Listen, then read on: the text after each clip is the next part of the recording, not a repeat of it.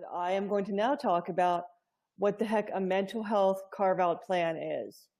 And you probably heard that term being thrown around. Besides it being the bane of my existence, it is when mental health benefits are covered under a different insurance plan than the medical insurance.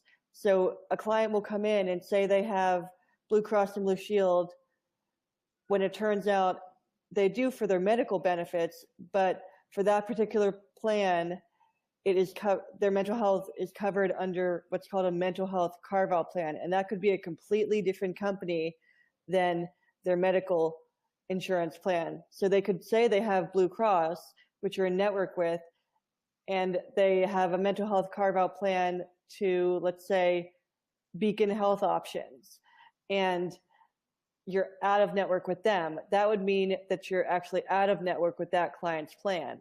What you would do is then bill Beacon Health Options instead of Blue Cross because you're a mental health provider, and if you would bill Blue Cross, the claim would get denied usually because they do not cover the mental health benefits for that client's plan. Now this really throws a lot of clients through the loop because they don't even know that they have mental health carve-outs usually. But that's why verifying benefits before you see the client's really important, so you can know which company to even bill. A client would get confused, say they have Blue Cross, and I just usually explain, listen, Blue Cross covers your medical benefits, but you actually have your mental health carves out to another insurance company, and you can either be in network with them or not. And if you're out of network, then you would do the whole out of network spiel with them. But if you're in network, that's great. Some of the common mental health carve-out plans are Magellan Behavioral Health, Beacon Health Options, also known as Value Options.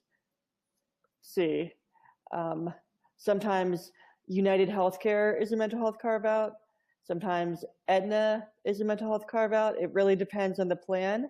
What I've sort of done is whenever I do come across a plan with a mental health carve-out, I just keep kind of mental tally of it because it usually varies based on employer. So certain employees or employers would have a carve-out plan. So you just sort of know okay, wow, this person's from the same school district as this other person, and they work at the same place, so they have the same carve-out. I just usually keep track of it. A lot of times, at least in Illinois here, Blue Cross and Blue Shield HMO plans, some of them do carve out to Magellan Behavioral Health, and I just know that based off of their what's called the group plan or the group site for HMOs. So it's really just comes with experience, and that's why a lot of times you have to verify very carefully how to kind of spot a carve-out plan. There's a few different ways.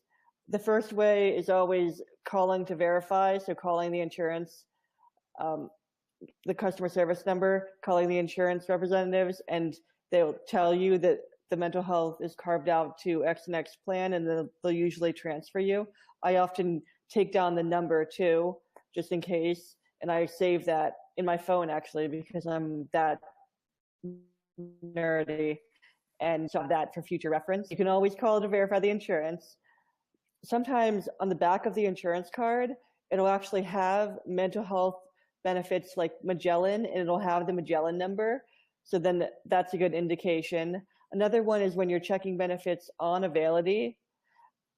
Say you are in network with the medical provider or the medical insurance, and you see authorization required all over the place, that odds are that's a carve-out plan, and I would probably call the insurance company, the customer service number at that point. Sometimes when you're verifying the insurance on Availity, there's that little tab that you first see the client's information on. They're address and everything. I'm doing this from memory, so hopefully I'm remembering correctly. If you scroll down a little bit, sometimes it'll say secondary payer, and sometimes it'll list the carve-out there. But I find that that's kind of rare that it actually does happen like that. sometimes I'll just recognize a carve-out plan from the prefix code or just the type of plan. Like I said, lots of carve-out plans. I know for Blue Shield in California, they carve out a lot to Magellan Behavioral Health. So you just sort of like know from experience, like, okay, it's this employer, I know they have a carve-out, or oh, it's this type of HMO plan, I know they have a carve-out. So just sort of keep a mental tally. But that's why it's very important to verify insurance benefits before seeing the client, because odds are you'd be billing the medical insurance and then your claim would get denied.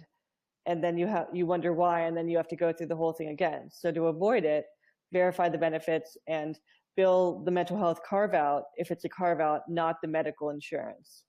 So if it's Blue Cross and Blue Shield for medical and Beacon for the carve-out, you would bill the carve-out. So you would bill and put it in your system, whatever, if you use an EHR or Office Ally, as the carve-out plan, so as Beacon. So hopefully that helps clarify what a carve-out plan is. They're still tricky. They still kind of confuse me at times, but hopefully you'll be able to recognize them better and explain them better to your clients.